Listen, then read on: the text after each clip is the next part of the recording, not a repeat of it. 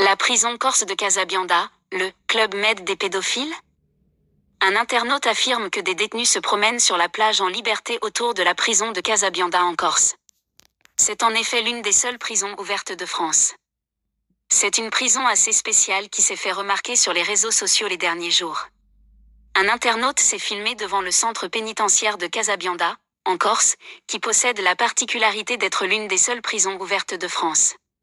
Pas de grillage, pas de barbelés, des détenus libres de se déplacer, de quoi surprendre ce promeneur, qui a pu filmer les alentours de la prison, et même échanger avec plusieurs individus qui semblent être des détenus.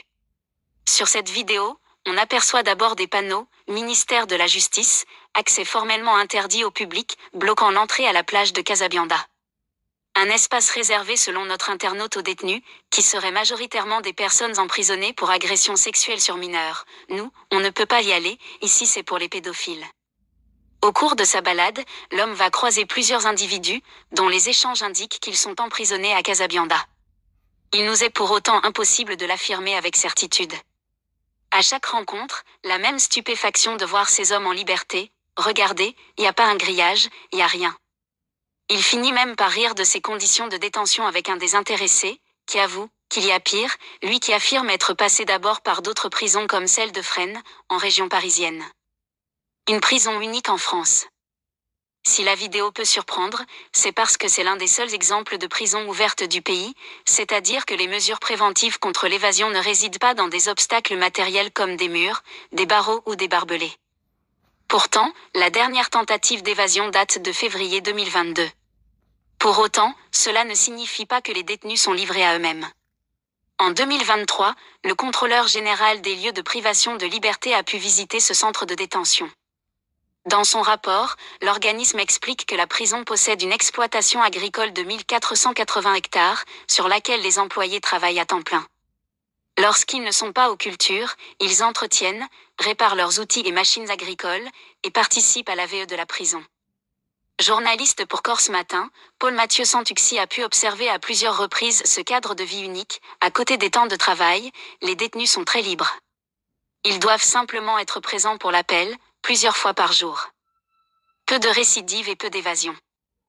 La prison peut se targuer d'avoir des taux de récidive et d'incidents beaucoup plus faibles que la moyenne nationale. Pour Dominique Simoneau, contrôleuse générale des lieux de privation de liberté, ce succès est lié au cadre de vie unique proposé. Ils apprennent un métier, ils sont responsables, les surveillants disent même qu'ils pourraient aller au tribunal seuls. Tout ça ce sont des facteurs de réinsertion, et c'est ce qu'on attend d'une peine de prison. Lancé juste après la Seconde Guerre mondiale, le modèle de la prison ouverte français est le fruit d'une remise en question globale de la détention par Paul Amor, premier directeur de l'administration pénitentiaire à la Libération. Le choc, ça a été la libération des résistants enfermés à Fresnes, poursuit Dominique Simoneau. Pour la première fois, on a écouté et respecté la parole des gens qui sortaient de prison et qui tiraient la sonnette d'alarme sur les conditions de détention. Alors comment expliquer que l'on ne reproduise pas ce modèle ailleurs en France ? On manque de courage, on n'assume pas ce que tout le monde sait, que l'on impose à nos détenus des conditions de détention infâmes, qui créent de la haine et de la récidive. Le « Club Med » des pédophiles ? Pourtant, un autre point a fait réagir les internautes, c'est le profil supposé des détenus, qui est tout aussi spécial que l'établissement. Au cours de sa visite impromptue, notre vidéaste l'affirme, il n'y a que des pédophiles dans cette prison. Dans son rapport, le contrôleur général des lieux de privation de liberté nuance, le recrutement se base sur l'adaptation au profil, essentiellement des personnes condamnées à de longues peines dans le cadre d'infractions à caractère sexuel, dont le dossier ne comporte pas de poursuite disciplinaire.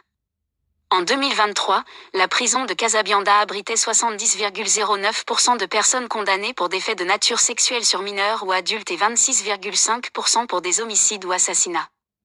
À noter aussi que les détenus y sont plus âgés qu'ailleurs, 60% d'entre eux ont plus de 50 ans.